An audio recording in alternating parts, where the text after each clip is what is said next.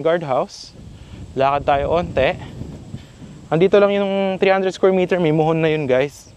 Ayan. Tapos, ayan na yung kuryente. May kuryente, may signal ng LTE, 4G, 5G, no? Para pag internet. May water supply, ayan. So, 8.5 per square meter lang siya guys, no? Very affordable. Tapos, pwede nyo na siya paggawa ng house or pabakudan, no? Pwede kung sa contractor nyo, if may kilala kayo, ayan. Ito siya guys. Ito yung intersection. Andito lang banda yung muhon. Andito guys, makikita nyo yan. Ito siya.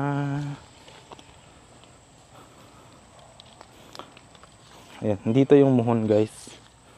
Ano yung muhon? Ito. Ito yung 300 guys. Ito yung muhon, no? Mayroon ditong stick. Ayan. Diyan. Ayan. Tapos hanggang dito sa may poste, meron yung position. Ayan, nakita nyo. Hanggang dito yung 300 square meter. Ayan guys, ito yung lupa. Ayan guys, ayan. Tinatanggal lang yung mga bato. Ayan. Tapos, andito yung isang muhon. Ayan o. Ito yung isang muhon. Ayan guys. Kita nyo ba? Kita nyo ba? Ayan. Alright, ayan siya.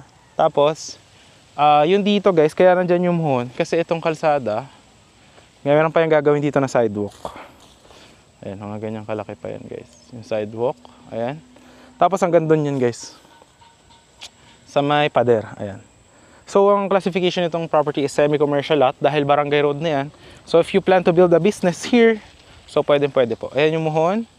Going doon sa may bakod doon, meron na yung position nakalagay. Actually, pakita natin, may muhon yan dyan. Para makita nyo. Ayan. Papa-clear out nyo na lang to. Ayan. At ang kalsada dito guys, malalaki. Ayan. Tapos yan, perimeter fence yan nung project. Malaki guys, 300 square meter hanggang dun. Ayan. Ito, aalisin din lahat ng kalat na yan.